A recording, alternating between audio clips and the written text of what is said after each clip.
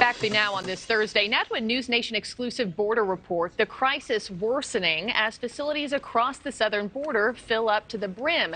And that is no exception for Yuma, Arizona. That sector, look at this video, that sector seeing around 1,500 apprehensions daily, according to Border Patrol sources. That's nearly triple what they would normally experience. Overnight, NewsNation's Allie Bradley traveled to the other side of the wall to see just how migrants are making the final leg of that trek from their journey into the United States. Allie, what did you see? Yeah, Marky, out here, what we normally see in the Yuma sector is people are self-surrendering. These migrants come over, they get in line, they wait to be transported and processed by Border Patrol so that they can be released and then continue on that journey. But what we don't often see is how they got across the border and who potentially helped them. Well, my photojournalist Danny Bavaro and I went out in the overnight hours on the other side of the wall to find out.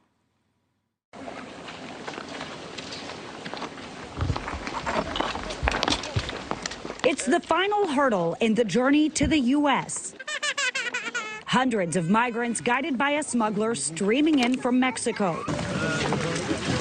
You can see many of them hand the smuggler money, some fist bumping him as they wait in line for their chance at freedom. U.S. Most free judgment system. It's good, not corrupted.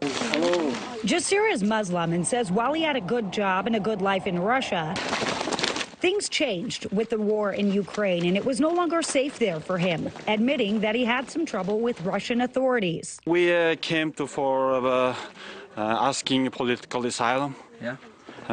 Because in our country is a bad situation, not only for war, politically, religiously, so we decided came to here.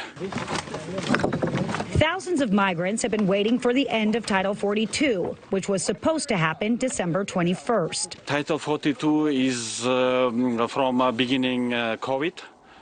We waited. I actually also waited for crossing legally, but it's like a delayed, but Supreme Court.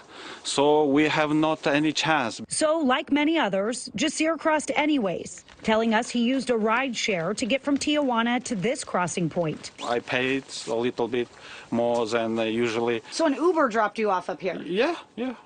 I think they know what time they will go. The sophisticated smuggling operation in place to get migrants from Mexicali over to Yuma is extremely organized.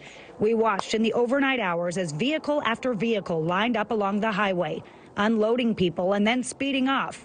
Moments later, large groups would emerge seemingly out of nowhere. I'm afraid, but it's safely. I cross from Russia. I escape. It's first, you know. But my company will go. I have to hurry up. Now, some of the things that were really interesting that we experienced is just how many little ones were out there, Marky. So many young babies, not toddlers, babies we were seeing last night.